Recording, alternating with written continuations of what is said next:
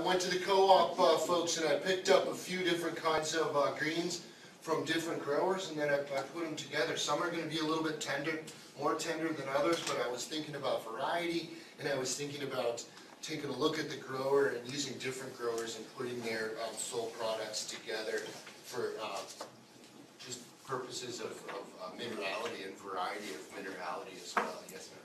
What co-op do you use? I just went up to Mississippi Market, yeah, for this. But you know what? If you want to save yourself a ton of money, then go, start off your shopping day at that wonderful facility right downtown, the farmers market right downtown. They just put $2 million into that facility, and it's fantastic. Obviously not right now because we're not in the peak of season or anything like that. But if you want to save yourself some money, go to an ATM, pull out some cash, and design your menus for the week around what you can get there, and then go to the co-op or Trader Joe's and get some sundries to kind of embellish what you've got. What we're going to do in this class is take a look at cooking methods. Like I said before, I don't want anybody to necessarily be a recipe jockey, because recipes don't take into account a variation in the flavor of these things and variety that you might have in the quality and the flavor of starting products. So if we can take a look at broader cooking methods and understand how to put those things and implement them into some fabrications that we do, we're all the more better for it. There's going to be some standbys that I always am going to have on hand. One of them is going to be this stuff right here. It's called lemon juice. It's called fresh lemon juice. Love it. Always have it on hand. Now we're going to use a Buddha's hand today, but lemon's also got a wonderful zest as well. So if we want lemon aroma in something, but we don't necessarily want it to be acidic, this is a great way to do it. Just use a lemon. Once again, we're going to use the Buddha's hand for the zest today, just because I saw it and I couldn't pick it up. It's so cool. But I always have lemons on hand. I roll them out and juice them with a citrus reamer. So I like to have one of these on hand. You can get one for about $2.50. Really, I spoke to different flavor profiles. We don't just have to go to a salt shaker if there's not that much flavor in something. We don't need that. First of all, we're procuring our food from growers that really have an eye on flavor, so we're going to need less sodium to coax flavor out. Anybody had a nice heirloom tomato before? You don't need anything. I mean, it's sweet. It's robust. You don't need sodium to coax that flavor out of it. So we're not going to add a ton of salt. That being said, salt is my standby too, and I like to use different salts for different things. Kosher because of the crystal and the dissolvability, but I also like to use sea salt as well. I like to have evaporated cane juice and turbinado sugar on hand. I like to have agave nectar as well. And I like also to have a little bit of maple syrup around. These are natural sugars. They're those monosaccharides. They're really, really easy to absorb as well. I like to have a pepper mill, and I use telecherry peppers. Really good for staving off inflammation. I mean, we're a culture that eats a ton of gluten, and there's a ton of things that are inflammatory in a conventional diet. We need to employ strategies in order to kind of lessen that effect. Anybody read the Ultra Metabolism yet? It's a good read. I mean, once you get into it, it's kind of hard to put down. He talks about that quite a lot, and he talks about other things other than pepper, things that are a little bit spicier to stave off inflammation. So turmeric's another one that's a really good one to have on hand. I like to have garlic on hand. Always. Always like to have garlic on hand. We're going to actually put some of this vinaigrette.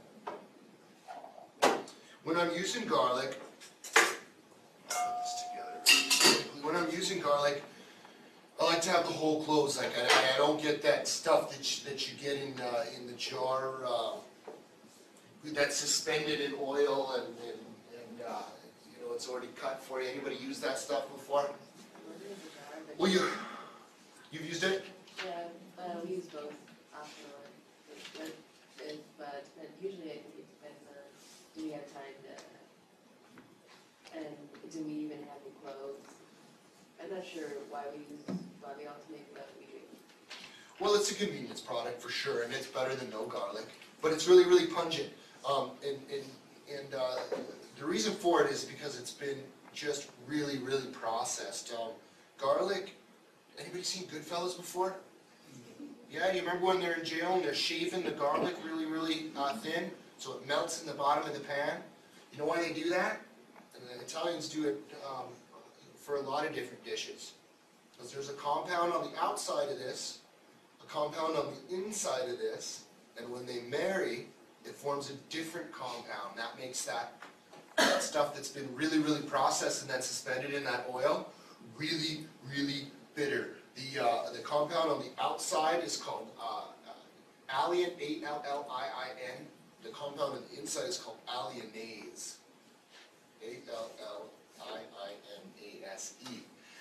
When they marry, it forms a compound called allicin, A-L-L-I-C-I-N. And that's what's really, really bitter. It can taste really, really bitter. Where are you going with this, buddy? Reel it in. I'm going this way with it.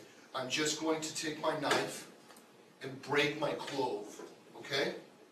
Can you see that from up top? I'm just going to break my clove down. So it's not good enough to do that with the skin on? Well, if you do that with the skin on, it makes it easier to take the skin off. So yes, I do. I separate the clove. If you're getting it in a bulb, then I'll pull the bulb off and it'll still have that membrane around the side. But yeah, you give them a little pop and be careful that you're not going through the knife blade or anything. That's not what we're looking for. But give them a little pop and it'll free that membrane off and you can just peel it off a little bit easier. Fantastic point. Okay, so that being said, I want a nice mellow garlic aroma. So I'm just going to give this a little bit of a cut. When we get into playing with blades, when you got your hand on your food, curl up your fingers. So when they're sticking out, then there's more, you're more susceptible to a little bit of injury there. But if you just practice on holding your fingers curled, you're not really going to have that big of a problem.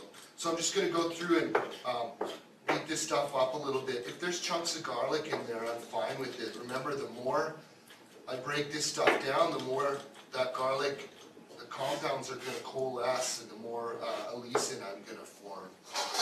I'm just going to put this in the bottom. When I'm doing this, I'm working away from the sharp, from the business end of my blade. Okay, so I'm just going to put this in my mixing bowl. I'm going to work off of this. I've got some fresh herbs too. Again, variety. It's a spice of life. Tastes good.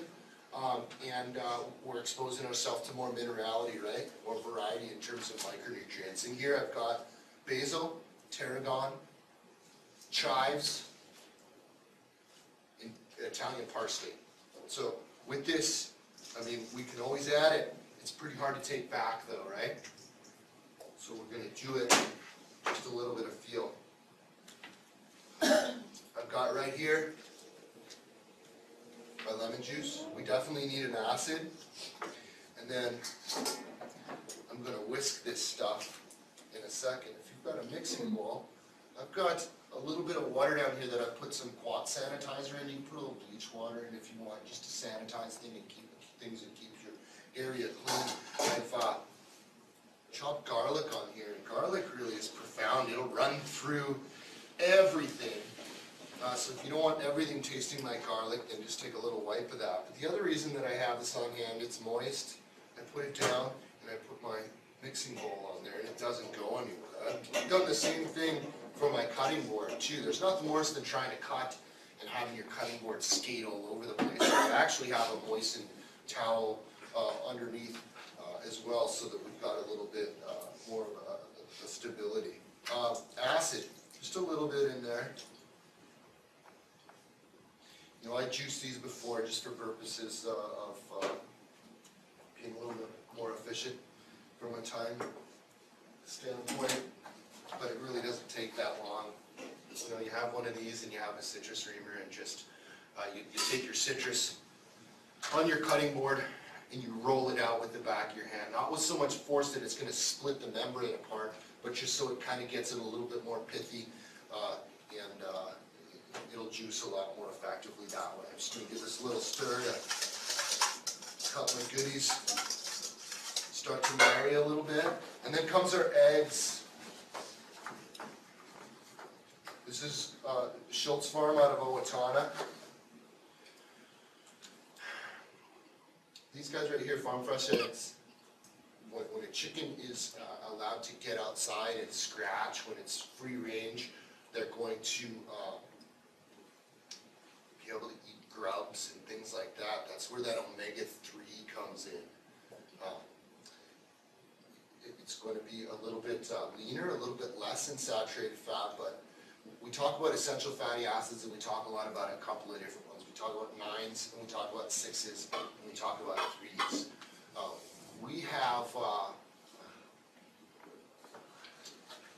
in this country, the 6s are still an essential fatty acid, but they're really cheap and really easy to come by, so we find that we get them all the time. What we don't get is omega-3s, so I really want to focus on omega-3s. When you can just make a quick switch from canola oil to an olive oil, you're switching from omega-6s to omega-3s. Remember, variety is one of the cornerstones of personal nutrition, and we want to keep an eye on that. If we're eating conventionally, we've got a lot of omega-6 coming in, but we ignore the omega-3s. So when we can make an adjustment, and these were 28 cents a piece at the co-op. It's really not that much. Sure, when you put it in the context of a dozen, up against a cheaper dozen eggs that you get at Cub Foods. Okay, I get it, for sure. But we spend less of a percentage of our total income on food now as a society than we did, say, in 1980. So, we're spending a lot more on cell phones and things like that. Sometimes it might be time to get our priorities straight. Maybe say, anyway, that might be a 7 cents well spent right there. I can do that for sure. That's an adjustment that I can make. What I want to do with this is I want to separate the yolk from the white. Now the white is fantastic, it's not for this application, so I want to keep my whites for later. They can last in the refrigerator for a little while, no big deal. But I want the yolk just for its emulsifying properties, for the lecithin. So how do we separate those things? We'll just get a little crack, and I'll just use the shell and throw the yolk back and forth until the white disappears, and then I'll throw it in. I've got, I think I'm going to use 3 of these egg yolks. I mean, if I was saving these whites, I would not throw my shell into there, obviously. There we go.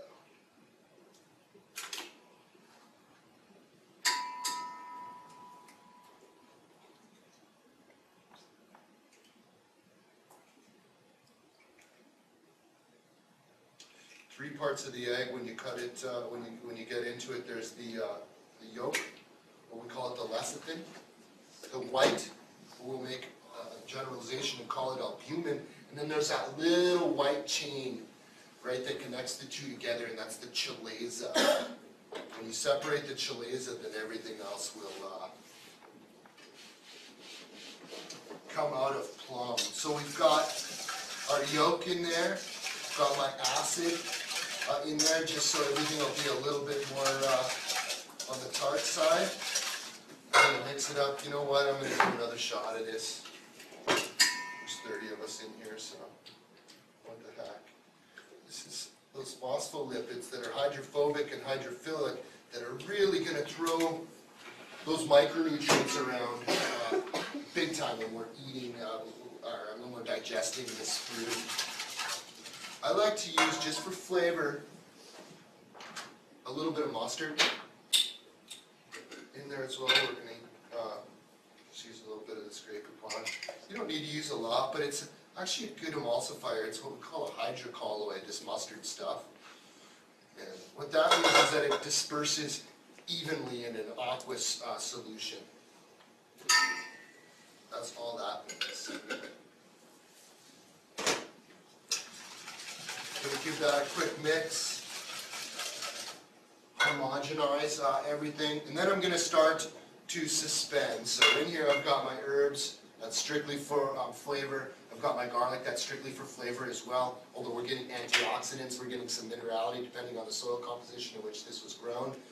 I've got my lecithin in there, that's the emulsifier. I've got my little bit of mustard in there for flavor, but it's also what we call a hydrocolloid, and so it's going to help to homogenize this solution. Lemon juice for a little bit of tartness. Oh, you know what? I'm going to zest my Buddha's hand. I got a channel knife right here, but if you don't have one of these at home, then you can just really get in there with a sharp, I'll repeat, a sharp knife and peel some of this stuff off. I don't want to get all the way down to the pith. That's not the part that I want. I just want the really colorful part right here. It smells pretty good. But I've got tools, so I'm going to use them. Just got a channel knife. $4, $5 maybe at a knife store. And I'm just going to pull the zest out. I'll give it a cut afterwards. Give it a little cut before I throw it in there. And all this is going to do, like this, you can use it with a lemon if you want, but you'd use it if you had something that you wanted to taste citrusy, but you didn't necessarily want to make it acidic.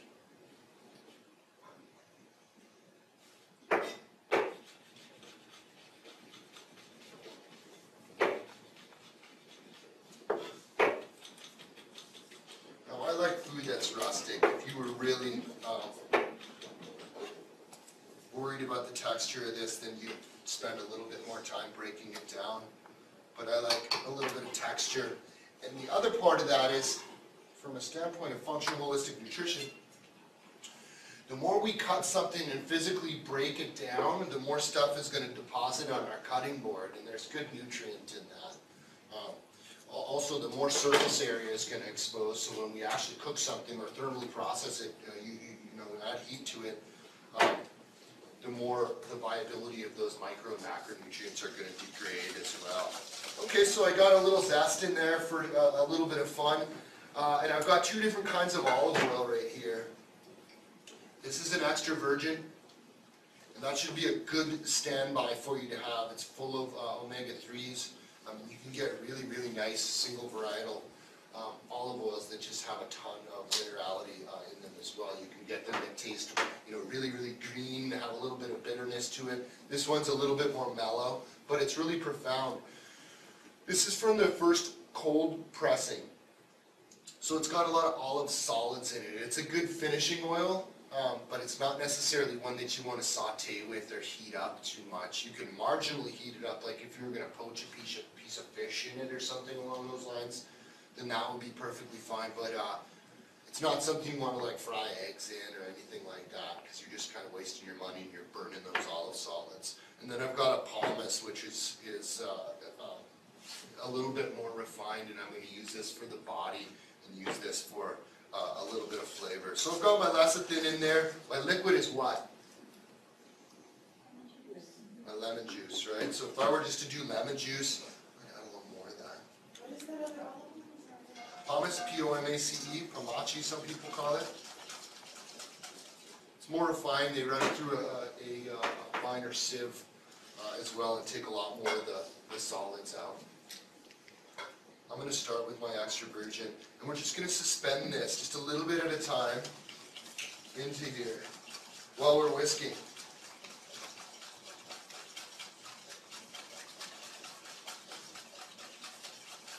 It's another reason why I like to have that moist towel underneath.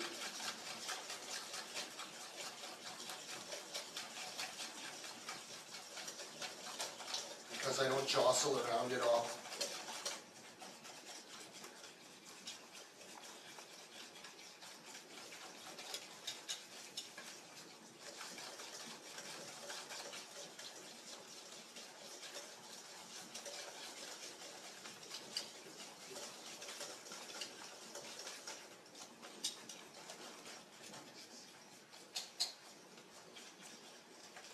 Now, oddly enough, with an emulsification like this, the more oil you add, the thicker your solution gets. So if you wanted it really thick, like a really thick Caesar, then you just keep adding more and more oil to it. I'm going to finish with just a little bit of this pomace. I don't want this particularly thick. I want it to flow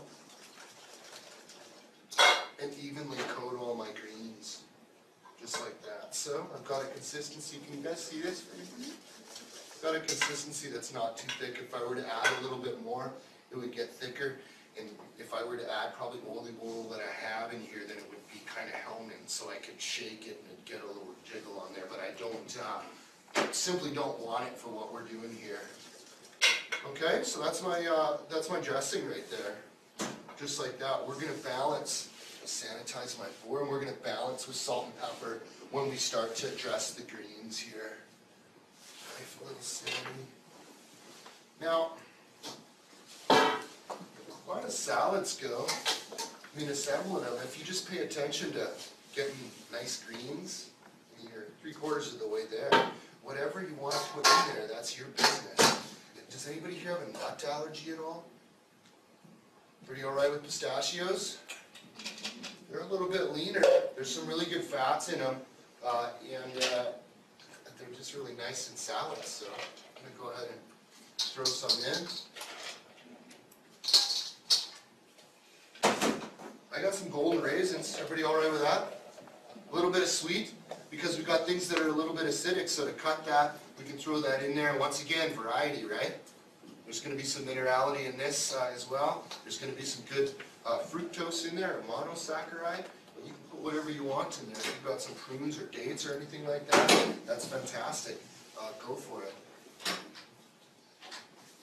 You know, I have some grapes as well, some fresh grapes, and I just halved them. I'm going to throw those in too, because why not?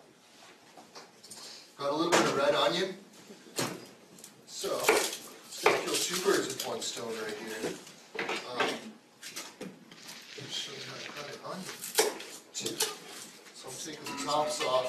And I like to keep my tops and I like to keep my skins so that I can make stock with them afterwards. In your ultra metabolism, there's a detoxification broth.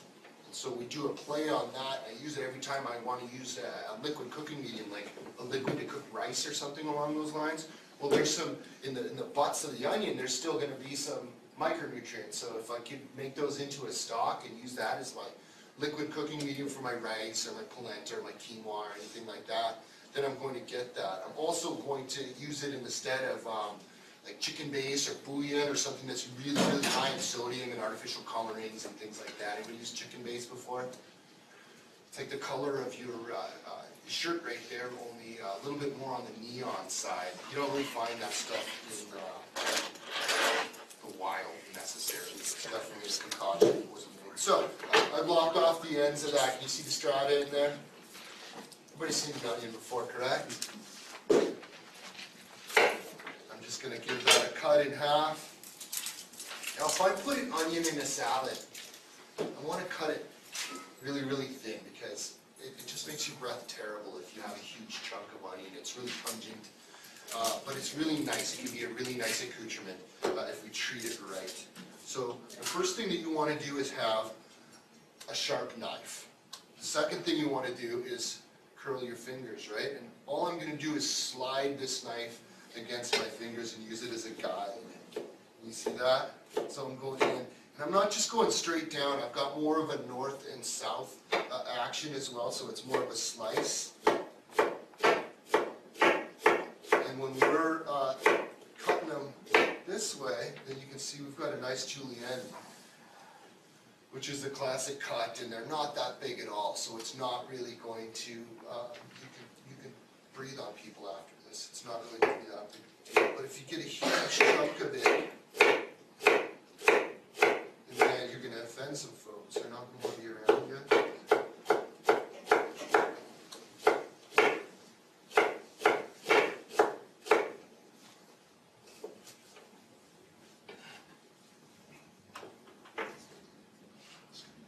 Some of that in there, and then I'm going to dress this salad. Now, salad, it's a fun word, comes from the word ensalada, which means Salted greens, salt, it's important for sure. We get a lot of it in our diet, we get a lot of exposure, but it's a really important electrolyte, right? It helps with the body's ability to retain water. Salted greens, you want to always season your greens and get some pepper into there. Like I said before, this is telecherry. I like it. It's good for inflammation as well. We'll give this another mix, and you can always add more dressing, but it's really hard to take back, right? So we're going to err on the side of possibly needing a little bit more, and then we'll give this a toss. Just keep in mind that those nuts are heavier than and denser than everything else, so they're going to find their way to the bottom.